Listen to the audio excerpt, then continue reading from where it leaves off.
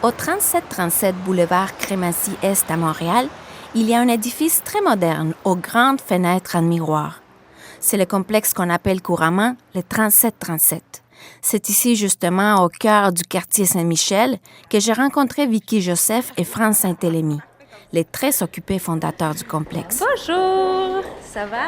Oui, France, enchantée. Partenaires en affaires, Vicky et France sont un couple dans la vie et parents de 3 enfants. De nature souriante et sereine, ces entrepreneurs croient dur comme fer que leurs projets en marche au 3737 ont le pouvoir de changer le visage de Saint-Michel et même les mentalités. Cet espace, le 3737 Crémazie-Est, vous l'avez fondé. C'est quoi? Oui, en fait, le 3737 Crémazie-Est, c'est un incubateur-accélérateur, mais vraiment qui est spécialisé dans la diversité, dans les communautés culturelles. Alors, on a voulu créer un espace qui est favorable au développement de l'entrepreneuriat dans les communautés culturelles, principalement chez les Haïtiens ici dans Saint-Michel et aussi la communauté maghrébine. Mais finalement, on a de toutes les cultures.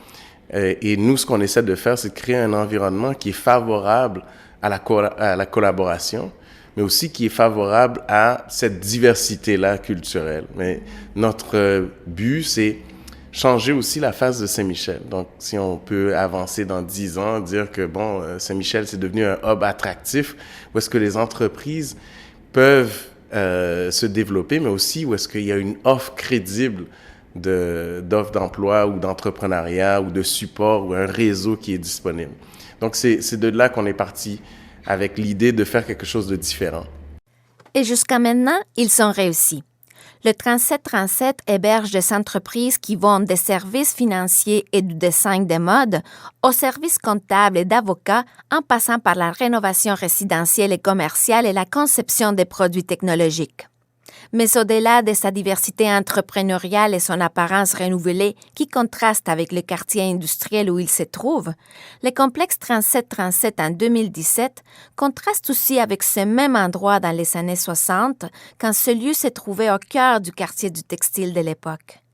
Maintenant, le 3737, c'est symbolique parce que dans les années 60, la première vague d'immigration haïtienne, elle était une vague plus ou moins intellectuelle. La deuxième vague était plus ou moins ouvrière. Dans les années 60-70, c'est vraiment une vague ouvrière. Et à un certain moment donné, le 3737, c'était l'endroit qui engageait le plus d'Haïtiens sur l'île de Montréal.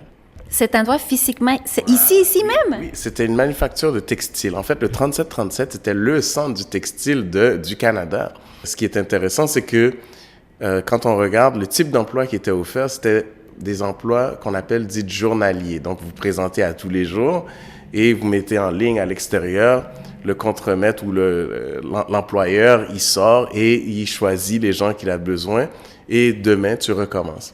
Donc, c'est aussi symbolique que maintenant, le 3737, on crée des emplois à haute valeur ajoutée, des ingénieurs, des avocats, des comptables, mais aussi des designers, des gens créatifs.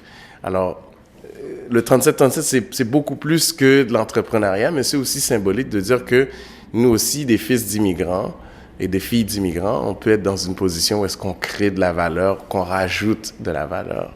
Pour France et Vicky, c'était important de créer un endroit où les filles et les fils d'immigrants puissent générer de la richesse. Vicky Joseph croit que cette richesse va bien au-delà de l'argent et elle passe par l'excellence qui, à son avis, peut être porteuse d'espoir et d'avenir. L'excellence, en fait, pour moi, c'est vraiment c'est d'être arrivé aujourd'hui à être capable de dire comme ça qu'on n'a plus des entreprises de subsistance, mais des entreprises d'envergure internationale, d'être capable d'arriver à créer de l'emploi, de créer de l'innovation, d'inspirer d'autres jeunes. Donc, nous, on est là pour ça, on est là pour pouvoir éduquer, pour pouvoir transmettre, en fait, ce partage de connaissances-là, parce que c'est très difficile dans les écoles présentement. Donc, le quartier où est-ce que le 3737 a été créé, ils n'ont aucun accès à ces gens-là, aucunement. À l'école, pour eux, ils voient juste les gens qui réussissent à la télé, les gens qui réussissent, qui sont très, très, très loin, mais ils ne sont pas proches d'eux. L'excellence est aussi le nom qui porte une campagne lancée sur plusieurs plateformes sur Internet au mois de novembre dernier par des femmes et des hommes d'affaires des minorités visibles. Les instigateurs du projet occupent tous des postes de hauts dirigeants dans des compagnies ou des instances reconnues de la province du Québec. France Saint-Élémy et Vicky Joseph en font partie. Dans le Grand Montréal, 22,5 % de la population proviennent de minorités visibles et 5,9 % d'entre nous occupent des postes de hauts dirigeants.